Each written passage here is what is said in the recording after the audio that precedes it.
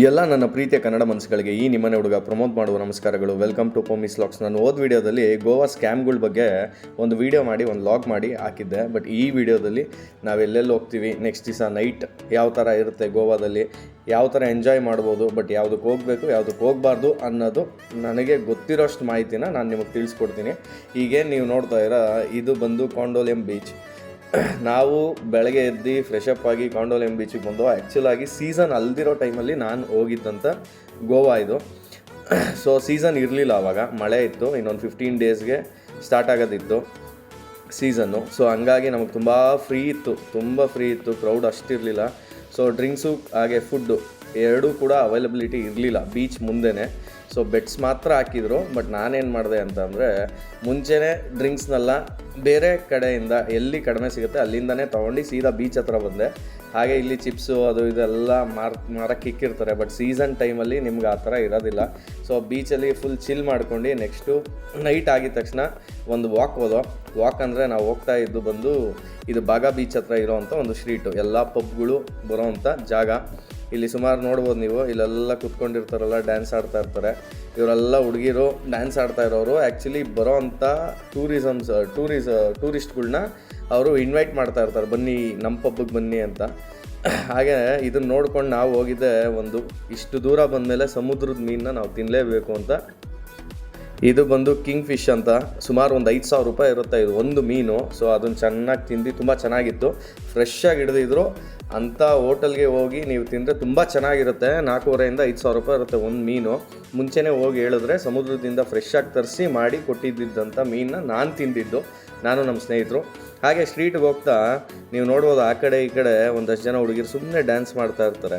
Actually videos ಮಾಡೋಕ್ಕೆ ಬಿಡೋದಿಲ್ಲ ಇಲ್ಲಿ, ಸ್ವಲ್ಪ ಬೌನ್ಸರ್ಸು ಸುಮ್ಮನೆ ಡ್ಯಾನ್ಸ್ ಮಾಡ್ತಾ ಇರ್ತಾರೆ. ನೀವೇನಾದ್ರು ಈ ಪಬ್ಗಳಿಗೆ ಹೋದಾಗ ಯಾವುದೇ ಕಾರಣಕ್ಕೂ ಆ ಹುಡುಗಿರ ಜೊತೆ ಡ್ಯಾನ್ಸ್ ಮಾಡ್ತಾ ಇದ್ದೀರಾ ಅಂತ ಅಂದರೆ ನಿಮ್ಮ ಜಾಬಲ್ಲಿರೋ ದುಡ್ಡು ಫುಲ್ಲು ಸ್ಕ್ಯಾಮ್ ಆಗಿಬಿಡುತ್ತೆ. ಯಾಕೆಂದರೆ ಒಂದು ಡ್ರಿಂಕು ಬರೀ ಅವ್ರು ಡ್ರಿಂಕ್ಸ್ ಮಾತ್ರ ಕೇಳ್ತಾರೆ. ಒಂದು ಡ್ರಿಂಕ್ಸ್ ಬಂದು 2,000 1,000 ಇರುತ್ತೆ. ಸೊ ಇಲ್ಲಿನ ಒಂದು ಫೇಮಸ್ ಟೀಟೋಸ್ ಪಬ್ಬು. ಸೊ ಅಲ್ಲಿಗೆ ಕಪಲ್ ಎಂಟ್ರಿ ಇರುತ್ತೆ, ಅಲ್ಲಿಗೆ ಹೋಗ್ಬೋದು ನೀವು, ತುಂಬ ಚೆನ್ನಾಗಿರುತ್ತೆ. ಅದಾಗಿ ಮತ್ತೆ ನಾವೆಲ್ಲ ಫ್ರೆಶಪ್ ಆಗಿ ಮತ್ತೆ ಬೆಳಗ್ಗೆ ಬಂದಿದ್ದೆ ನಾವು ಮತ್ತೆ ಬಾಗಾ ಬೀಚ್ಗೆ. ಗೋವಾಗೆ ಆಲ್ಮೋಸ್ಟ್ ನಾವು ನಾನು ಬಸ್ಸಲ್ಲಿ ಬಂದು ನಾನು ಇದ್ದಿದ್ದ ರೂಮು, ನನ್ನ ಒಂದು ಎಕ್ಸ್ಪೆನ್ಸ್ ಬಂದು ಗೋವಾದಲ್ಲಿ 3 to 4 ಡೇಸ್ ಇದ್ದೆ ನಾನು. ಸೊ ನನಗೆ ಹತ್ರ ಡ್ರಿಂಕ್ಸು, ಊಟ, ತಿಂಡಿ, ರೂಮು ಎಲ್ಲ ನನ್ನ ಒಬ್ಬನಿಗೆ ಬಿದ್ದಿರೋ ಅಂಥದ್ದು 7,500 ಇದ್ದರೆ ನೀವು ಆರಾಮಾಗಿ ಬಸ್ಸಲ್ಲಿ ಬರ್ಬೋದು. ಬಸ್ ಚಾರ್ಜ್ ಬಿಟ್ಟು 7,500 ರೂಪಾಯಲ್ಲಿ ನಾನು 4 ದಿವಸದ್ದು ಒಂದು ಕಂಪ್ಲೀಟ್ ಒಂದು ಗೋವಾ ಟ್ರಿಪ್ನ ಬರೀ ಒಂದು 7,500 ಮುಗಿಸಿದ್ದೀನಿ. ಸೊ ಅದಾದಮೇಲೆ ಊಟ ತಿಂಡಿ ಎಲ್ಲ ನಾವು ಮ್ಯಾಗಿ ಅಂತ ಒಂದು ಸ್ಟ್ರೀಟ್ ಇದೆ, ಆಗ ಎಲ್ಲೇ ಹೋದ್ರು ನೀವು ಬೀಚ್ಗಳ ಹತ್ರ ಚಿಕ್ಕ ಒಂದು ತಳ್ಳೋ ಗಾಡಿ ಅಥವಾ ಒಂಥರ ಏನಂತಾರೆ ಈ ಕಾಂಡಿಮೆಂಟ್ ಶಾಪ್ಸ್ ಇರುತ್ತಲ್ಲ, ಆ ಥರ ಒಂದು ಕಾಂಡಿಮೆಂಟ್ ಶಾಪ್ಗಳ ಥರ ಇರುತ್ತೆ. ಬಟ್ ಅಲ್ಲಿ ಫುಡ್ ಸಿಗುತ್ತೆ. ಅಲ್ಲೆಲ್ಲ ನಿಮಗೆ ಬರೀ ಒಂದು ಎಗ್ ಮ್ಯಾಗಿ ಈ ಥರ ಎಲ್ಲ ಸಿಗುತ್ತೆ. ಸೊ ಫುಡ್ಗೆಲ್ಲ ಹೋದರೆ ನೀವು ಆ ಥರದನ್ನ ಚೂಸ್ ಮಾಡಿದ್ರೆ ನಿಮಗೆ ತುಂಬ ಹೆಲ್ಪ್ಫುಲ್ ಆಗುತ್ತೆ. ಊಟ ಅಂತೆಲ್ಲ ಹೋದರೆ ಇಲ್ಲಿ ತುಂಬ ಊಟ ಒಂದು ಸ್ವಲ್ಪ ಕಾಸ್ಟ್ಲಿ ಇರುತ್ತೆ. ಬಟ್ ಈಗ ನಮ್ಮ ಬೆಂಗಳೂರವರು, ನಮ್ಮ ಕನ್ನಡದವರು ಕೂಡ ಎಷ್ಟೋ ಜನ ಅಲ್ಲಿ ಹೋಟೆಲ್ಸ್ನ ಸ್ಟಾರ್ಟ್ ಮಾಡಿದ್ದಾರೆ. ಅದೊಂದು ತುಂಬ ದೊಡ್ಡ ಖುಷಿ ವಿಷಯ.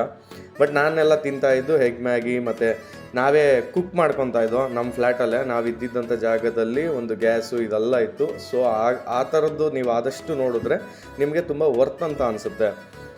ಯಾಕಂದರೆ ನೀವಿರೋ ಜಾಗದಲ್ಲೇ ಸ್ಟೌವು, ಪಾತ್ರೆ ಎಲ್ಲ ಇದ್ದರೆ ಇಲ್ಲಿ ನಾನ್ ವೆಜ್ ತೊಗೊಂಡೋಗಿ ಆರಾಮಾಗಿ ಕುಕ್ ಮಾಡ್ಕೋಬೋದು. ಸೊ ನಾವು ನಾನ್ ವೆಜ್ಜು, ರೈಸು ಎಲ್ಲ ಮನೇಲೇ ಮಾಡ್ಕೊಂಡಿದ್ದಿದ್ದು ಕಾರಣ ಅಂದರೆ ನಾವು ಅಲ್ಲಿದ್ವಲ್ಲ, ಅಲ್ಲೇ ಪ್ರಿಪೇರ್ ಮಾಡ್ಕೊಂಡಿದ್ದಕ್ಕೆ ನಮಗೆ ತುಂಬ ಖರ್ಚು ಕಡಿಮೆ ಆಗಿದೆ.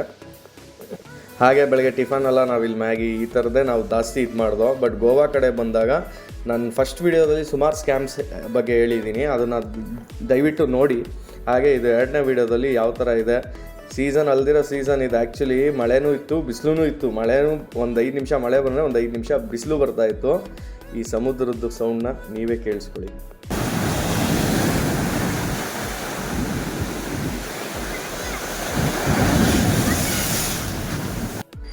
ಎಷ್ಟೊತ್ತು ನಾವು ಸಮುದ್ರದ ಮುಂದೆ ನಿಂತಿದ್ದಾಗ ಎಷ್ಟೋ ಖುಷಿ ಅನಿಸುತ್ತೆ. ಇಲ್ಲಿಂದ ಸ್ಟಾರ್ಟ ಅಥವಾ ಇಲ್ಲಿಂದ ಎಂಡ ಅಂತ ಅನ್ನಿಸ್ತಾ ಇರುತ್ತೆ ಭೂಮಿ. ಅದೊಂಥರ ಖುಷಿ ನನಗೆ. ಸಮುದ್ರ ಅಂದರೆ ಪರ್ಟಿಕ್ಯುಲರ್ ತುಂಬ ಖುಷಿ ನನಗೆ ಸಮುದ್ರದಲ್ಲಿ ಬಿಟ್ಬಿಟ್ರೆ 2-3 ದಿವಸ ಇದ್ದು ಅದನ್ನ ನೋಡ್ಕೊಂಡೇ ಕೂತ್ಕೊತೀನಿ. ಎಲ್ಲರೂ ಜಾಸ್ತಿ ಇಷ್ಟಪಡೋವಂಥದ್ದು ಸಮುದ್ರ. ನೆಕ್ಸ್ಟ್ ನಾವು ಗೋವಾಯಿಂದ ಫ್ಲೈಟಲ್ಲಿ ಬ್ಯಾಂಗ್ಳೂರು ಟ್ರಾವೆಲ್ ಮಾಡ್ತೀವಿ. ಯಾವ ಥರ ಇರುತ್ತೆ, ನಾವು ಗೋವಾಯಿಂದ ಬ್ಯಾಂಗ್ಳೂರಿಗೆ ಫ್ಲೈಟ್ ಬುಕ್ ಮಾಡಿದ್ದು. ಫ್ಲೈಟ್ಗೆ ಎಷ್ಟು ಚಾರ್ಜಸ್ ಆಯಿತು, ಗೋವಾ ಏರ್ಪೋರ್ಟ್ ಯಾವ ಥರ ಇದೆ, ಇಲ್ಲಿಂದ ಯಾವ ಥರ ಫೆಸಿಲಿಟೀಸಲ್ಲಿ ನಾವು ಏರ್ಪೋರ್ಟಿಗೆ ರೀಚ್ ಆಗಬೇಕು, ಏರ್ಪೋರ್ಟಿಂದ ಯಾವ ಥರ ನಾವು ಬ್ಯಾಂಗ್ಳೂರಿಗೆ ಬರ್ತೀವಿ ಅನ್ನೋದನ್ನ ನೆಕ್ಸ್ಟ್ ಲಾಗಲ್ಲಿ ಒಂದು ಚಿಕ್ಕದಾಗಿ ಒಂದು ಲಾಗ್ ಮಾಡಿ ಹಾಕ್ತೀನಿ. ಈ ವಿಡಿಯೋ ಇಷ್ಟ ಆಗಿದ್ರೆ ಲೈಕ್ ಮಾಡಿ, ಶೇರ್ ಮಾಡಿ ಹಾಗೂ ಸಬ್ಸ್ಕ್ರೈಬ್ ಮಾಡಿ ಹಾಗೂ ಬೆಲ್ ಐಕಾನ್ನ ಒತ್ತಿ. ನಮಸ್ಕಾರ.